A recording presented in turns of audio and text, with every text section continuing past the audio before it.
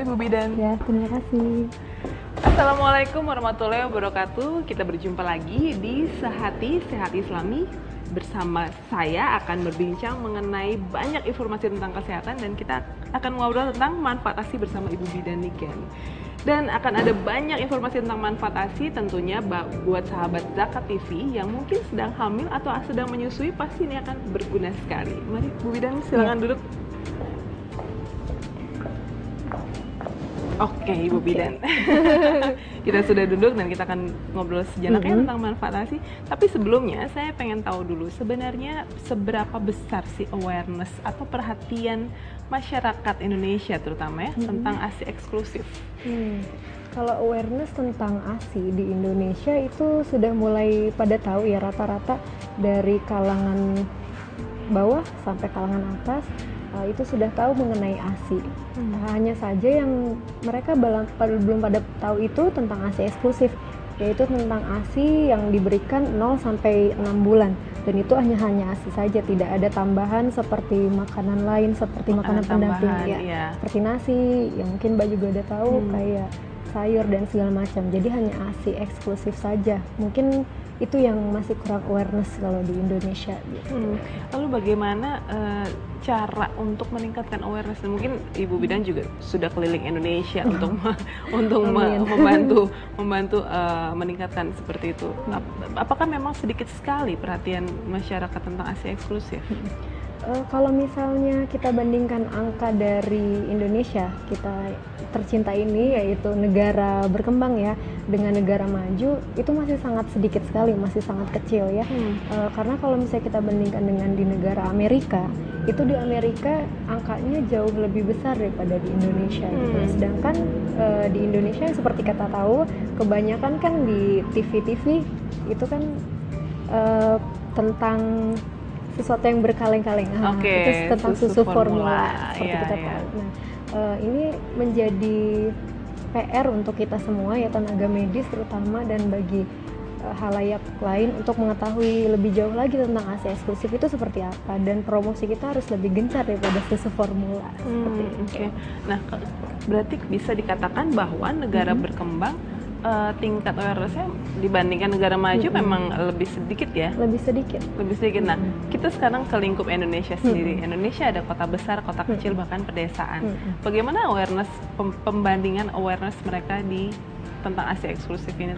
Kalau misalnya di bagian pedesaan dan di kota kita bandingkan ya, kebanyakan kalau misalnya di pedesaan itu justru lebih tinggi angkanya. Kenapa? Karena yang kita tahu kalau di pedesaan itu kan jarang sekali ya yang kayak supermarket, mall yang besar-besar yang menjual susu kaleng, itu sangat sedikit, dan mereka lebih intim sekali dengan yang namanya ASI, air susu ibu, dibandingkan dengan yang ada di perkotaan. Di perkotaan sudah banyak sekali yang supermarket, mall-mall, dan mereka biasanya belanja dan shopping dan melihat kaleng, oh bagus segala macam, mereka lebih ke susu formula.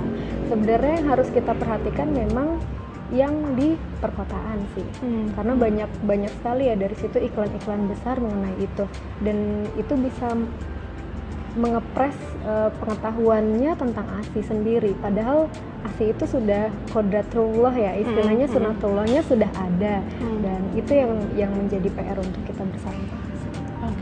Nah sekarang kalau tadi awareness terhadap ASI eksklusif sendiri memang masih sedikit dibandingkan dengan negara maju.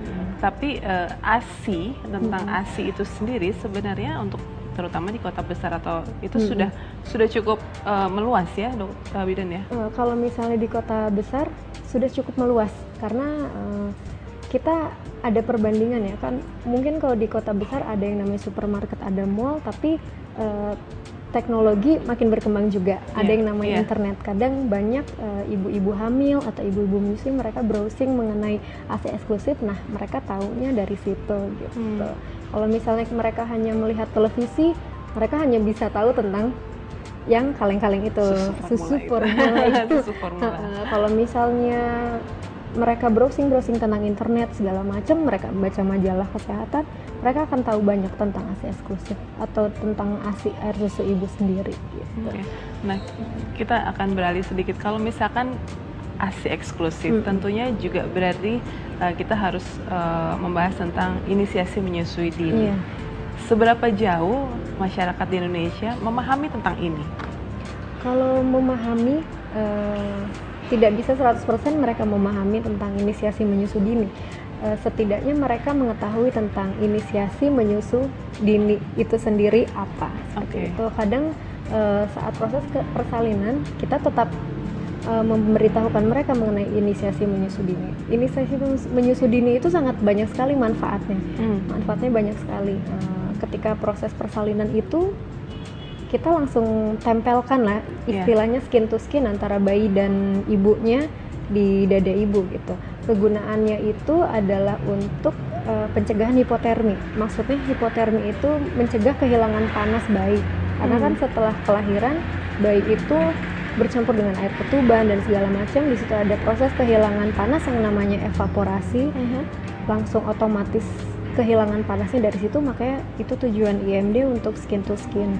Kadang ada beberapa ibu yang menanyakan ketika bayinya tidak mendapatkan putingnya ketika proses 1 jam IMD itu, oh IMD saya gagal. Tidak seperti itu, tidak gagal ketika bayi tidak bisa mendapatkan puting. Karena inti dari IMD itu adalah skin to skin pada ibu. Yang pertama untuk mencegah hipotermi, dan yang kedua untuk proses bonding attachment dari ibu dan emosional berarti ya, sisi emosional. Artinya walaupun dalam 1 jam misalnya bayi tidak bisa menemukan puting, bukan berarti gagal. Nah itu mungkin yang harus dipahami. Kita akan kembali lagi Ibu Bidan untuk membahas yang lebih dalam lagi, terutama manfaat ASI bagi bayi dan tentu ibunya. Sahabat Saka TV, kita akan kembali lagi di Sehati Sehat Islami tentang informasi yang lebih banyak lagi manfaat ASI. Tetap di sini.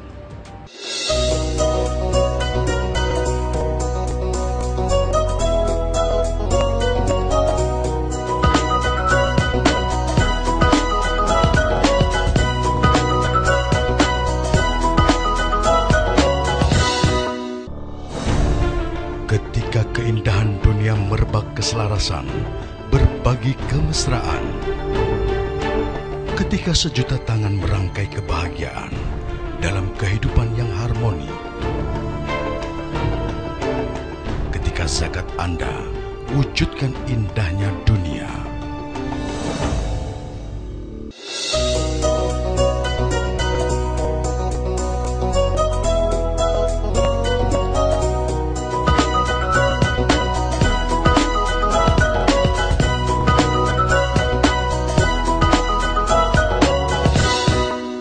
Kembali lagi di Sehati Sehat Islami dan masih membahas tentang manfaat ASI.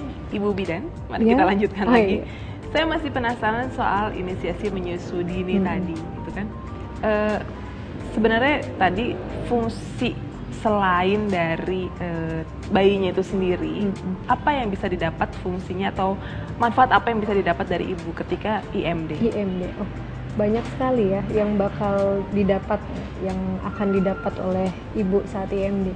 Untuk bayi kan tadi sudah dijelaskan mengenai pencegahan hipotermi dan bonding attachment. Kalau untuk ibu sendiri, mungkin beberapa orang baru mengetahuinya setelah saya jabarkan mengenai ini.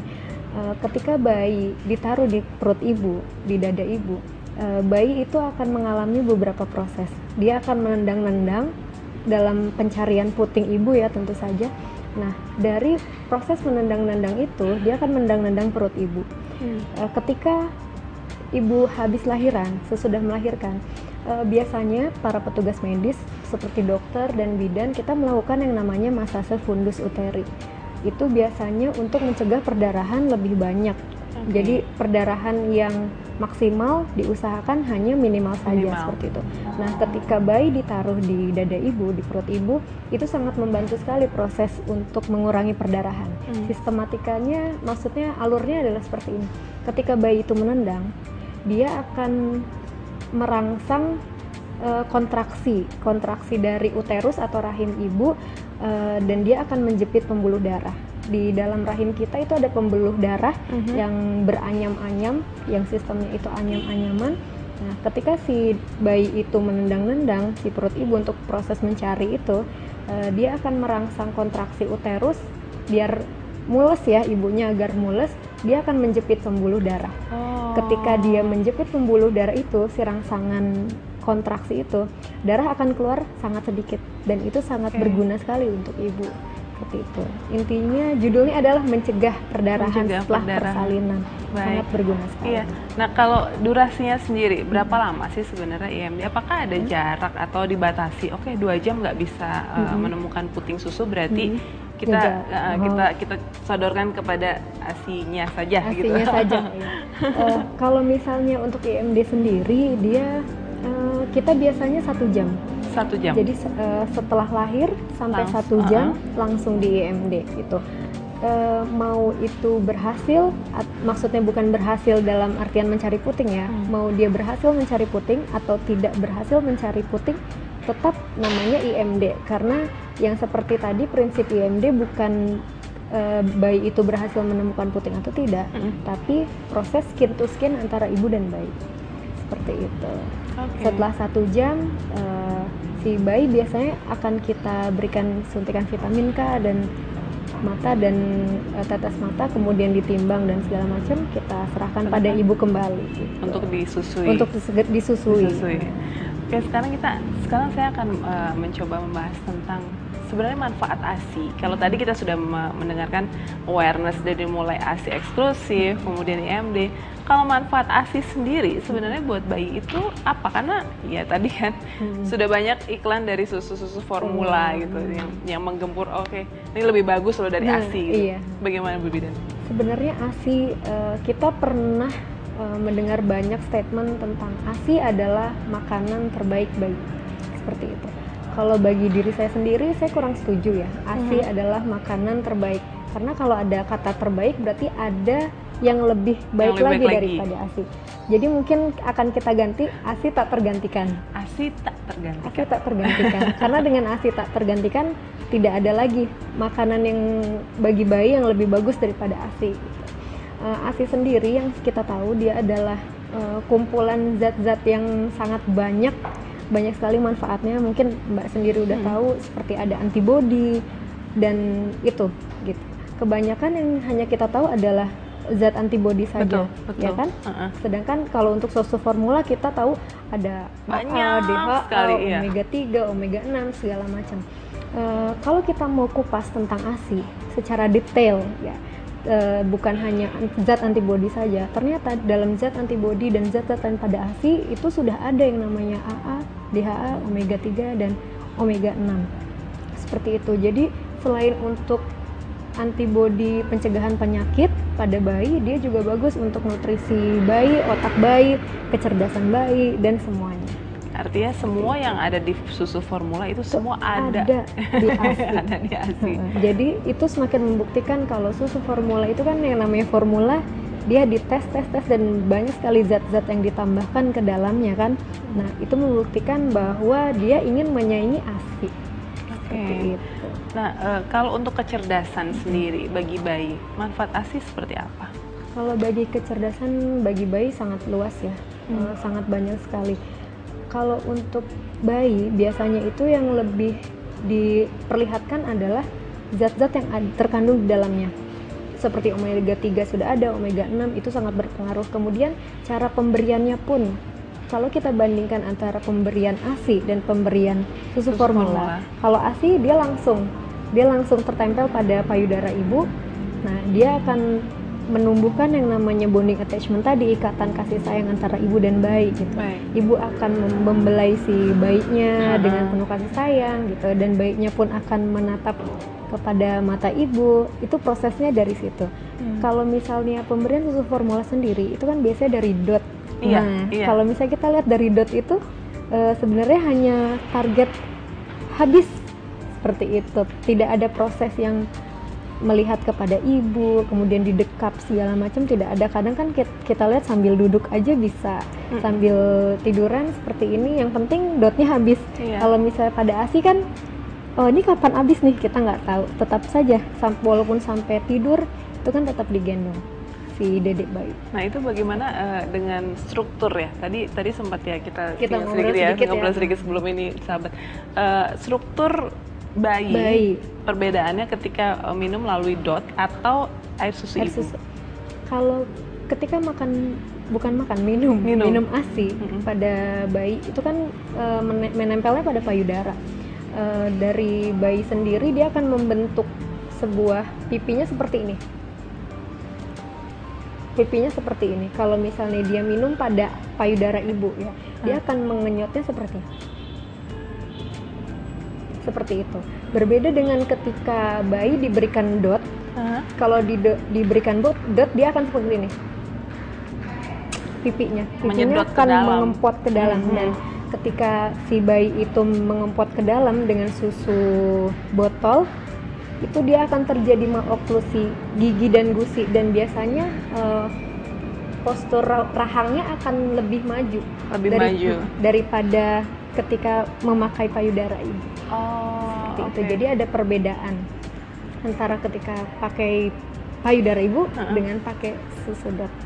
Nah, masalahnya adalah kadang-kadang ada ibu yang menganggap bahwa ASI-nya tidak keluar nih. ASI-nya tidak keluar. Apakah memang ada solusi yang bisa ditawarkan selain menawarkan susu formula misalnya gitu?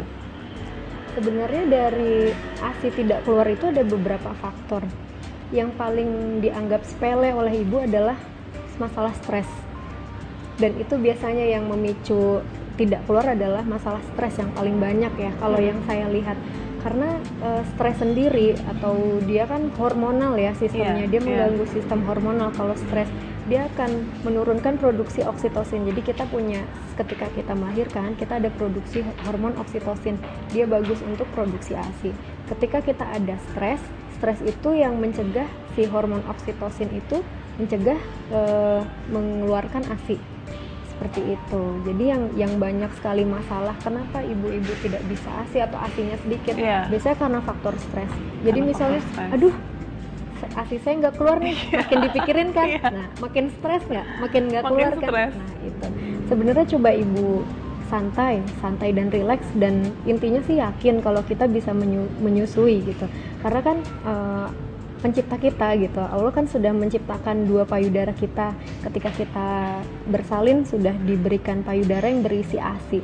Itu kan sunatullahnya seperti itu. Betul. Pasti bisa gitu, pasti bisa. Kalaupun tidak bisa, kita lihat faktornya apa dulu nih. Kebanyakan sih kalau yang dilihat itu faktor stres. Yang dari ibu yang aduh produksinya tidak keluar gitu.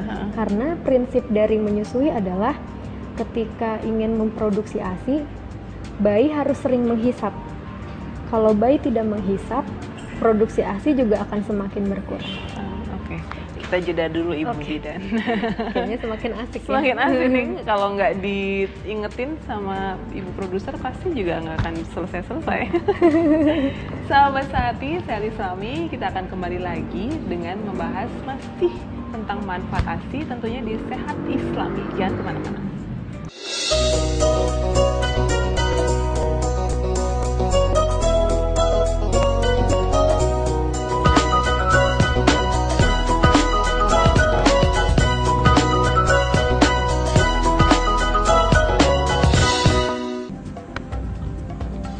Semangat kemenangan harus berasal dari sportivitas yang datang dari hati.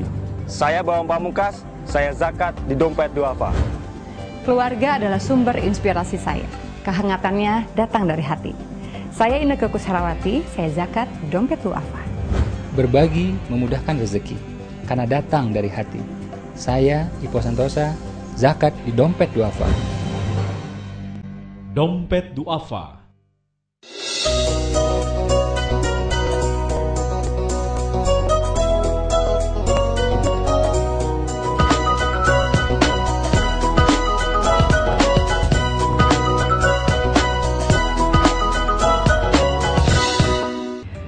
Masih di Sehati, Sehat Islami, dan kita akan membahas lebih lanjut tentang manfaat ASI. Ibu Bidan tadi masih ada yang belum selesai tuh. Jadi bagaimana kalau misalnya ibu mengaku bahwa sulit mengeluarkan ASI? Apakah selain yang tadi coba dirangsang dengan bayi, adakah cara lain sebelum ini loh cara terakhir susu formula? Seperti itu. Sebenarnya saya tidak bisa memberi advice, saya tidak bisa memberitahu secara umum karena masalah pemberian ASI itu sangat banyak sekali ya.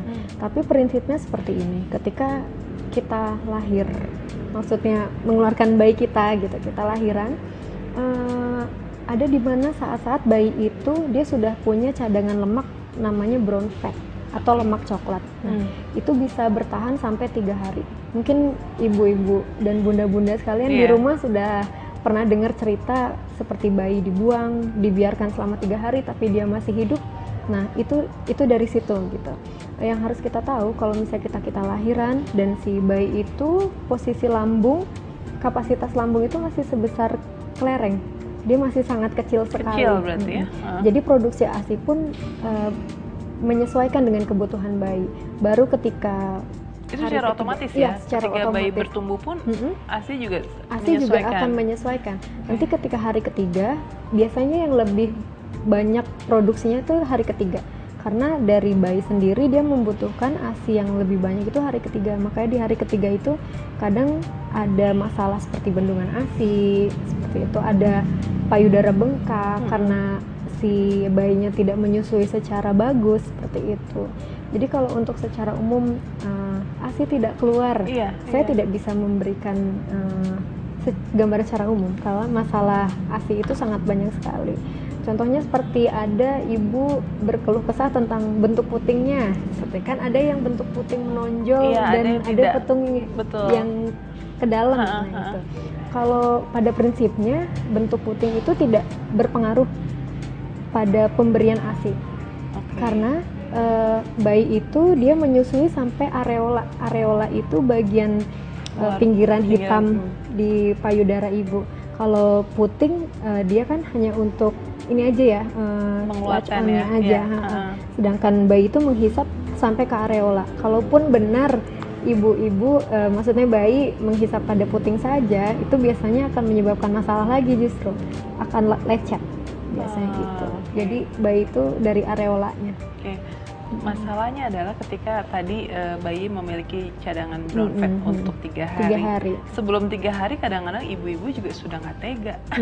Iya betul. Sudah tidak tega kan, aduh ini nggak bisa keluar ASI-nya, kayaknya udah deh pakai susu aja gitu. Gimana ya untuk memberikan pemahaman itu? Nah ini menjadi PR besar buat kami tentu saja ya, petugas kesehatan, baik itu dokter dan juga bidan dan juga perawat seperti itu, memberikan konseling pada ibu hamil yang melahirkan dan atau setelah melahirkan, bahwa sebenarnya harus diingatkan kembali gitu, komunikasi bayi itu kan hanya dengan nangis. Nah, belum tentu bayi itu nangis karena dia lapar. ada hal lain yang harus kita baca ketika bayi itu menangis, seperti mungkin haus dan lapar ya. Kemudian yang kedua dia kedinginan, biasa gitu. Biasanya kalau kedinginan dia pun menangis. Ketika dia buang air kecil, buang air besar, dia pun menangis. Gitu. Ketika dia merasa dianggurin oleh orang tuanya yang sibuk bekerja, dicuekin gitu, misalnya orang tuanya nonton apa ngetik laptop dan segala macam, biasanya dia pun akan menangis. Saya pengen diperhatiin loh, gitu, bunda, gitu, ayah, seperti itu. Itu sih yang harus kita beritahukan pada si ayah dan ibu si calon bayi itu, gitu. Bahwa 3 hari itu waktu itu dia itu masih kecil sekali gitu lambungnya, jadi tidak terlalu banyak. Kan kadang ada yang dikasih air tajin. Nah itu masih banyak kan di desa-desa. Masih banyak di desa-desa tuh seperti itu.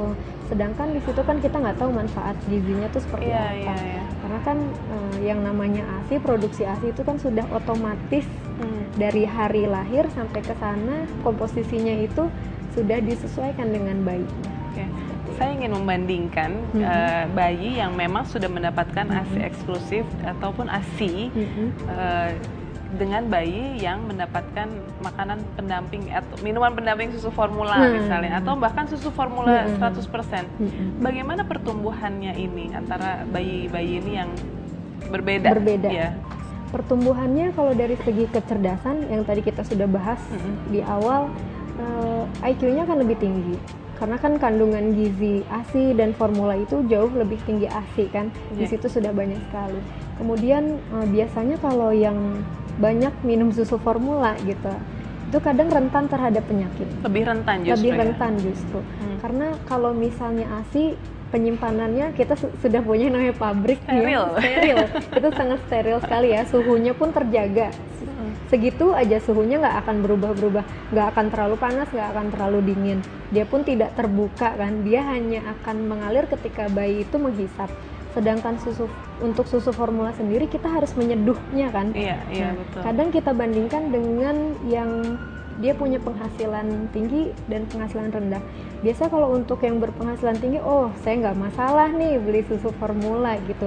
1 sendok takar 30 cc, dia akan selalu berbuat seperti itu, 30 cc. Dan kalaupun habis dalam 2 minggu, oh saya bisa beli lagi.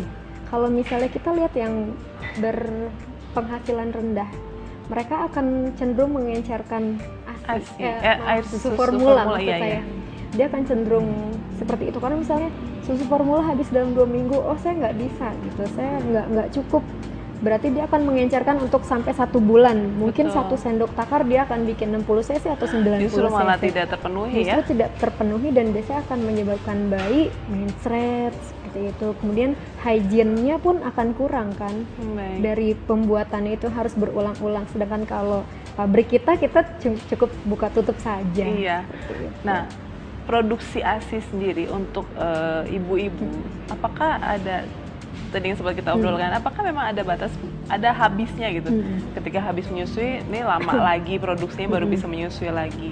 Itu apakah ada rentang waktu? Iya, rentang waktunya. Kalau rentang waktu tidak ada. Jadi kalau misalnya kita sudah menyusui dalam 1 payudara kanan, oh sudah nggak ini lagi nih, misalnya gitu. Itu kita bisa pindah ke payudara yang sebelahnya. Tapi untuk produksinya dia akan terus berproduksi. Tidak ada jangka waktu, oh payudara kanan kosong, 1 jam lagi deh gitu. Bisa 1 jam lagi baru ada lagi, ASINya nggak seperti itu. Cuman terkadang ketika kita payudara kanan nih sudah terasa kosong, payudaranya penuh yang di sebelah kiri, dia ngasih alarm. Bukannya memberhentikan, oh yang kanan kosong, enggak.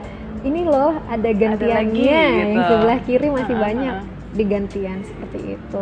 Kalau untuk produksinya sih sesuai dengan hisapan bayi, dia akan terus diproduksi. Bagaimana dengan ibu yang bunda-bunda yang wanita karir yang harus memeras, bukan dengan bayinya yang menghisap, tapi memeras. Iya. Itu ada caranya sendiri. Biasanya kita ada ASI tampung, jadi mungkin bunda punya pompa di rumah ya, ada pompa ASI bukan pompa air ya. Pompa ASI, kita pompa ASInya, kita keluarkan, kita bisa taruh di gelas kaca atau botol kaca ya, itu nanti kita taruh ke freezer. Biasanya kalau ke freezer bertahan sampai berbulan-bulan biasanya. Tapi untuk pemberiannya sendiri kita turunkan dulu dari freezer ke kulkas, nanti dia sudah cair baru ditaruh di ruangan terbuka, suhu ruangan. Nanti setelah dia sudah nggak dingin baru diangetin seperti itu. Kalau misalnya yang ini ya, maksudnya yang bekerja, jadi bisa diberikan gitu. Tapi dan diberikan komposisinya tidak berubah. Komposisi tidak berubah. Kecuali kalau dididihkan, nah itu baru dia akan berubah. Satu pertanyaan lagi sebelum berakhir. Colostrum. Colostrum itu memang pasti itu adalah hisapan selama 3 hari pertama ya kalau nggak salah. Dia pengeluaran otomatis. Pengeluaran otomatis selama 3 hari pertama. Nah, kadang-kadang juga ada susu formula yang menawarkan ini mengandung kolostrum gitu. Apakah memang itu juga sama seperti yang dihasilkan oleh ASI? Lagi-lagi kan, semakin terbukti bahwa susu formula ingin menandingi ASI ya. Nah, dia menambahkan kolostrum. Dalam ASI memang sudah ada kolostrum, itu 3 hari pertama biasanya keluar. Seperti bunda-bunda tahu atau ayah ASI pun tahu, dia berwarna kuning. Kuningnya lebih pekat. Dan itu biasanya kadang sama masyarakat itu dianggapnya susu basi. Iya, betul. Maka dibuang gitu.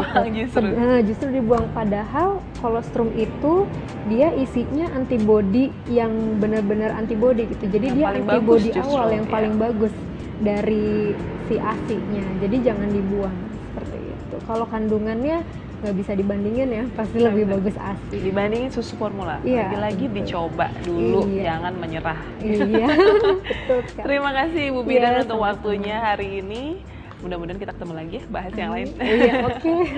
Sahabat Sehati, demikian tadi perbincangan saya dengan Ibu Bidan Niken tentang manfaat ASI di Sehat Islami Sehati. Nah, nantikan perbincangan saya dengan ahli-ahli yang lainnya, tentunya membahas ilmu-ilmu kesehatan lainnya di Sehati Sehat Islami. Wassalamualaikum warahmatullahi wabarakatuh. Waalaikumsalam. Terima kasih, Iya, Ibu Bidan. sama-sama. Seru loh ngobrolnya.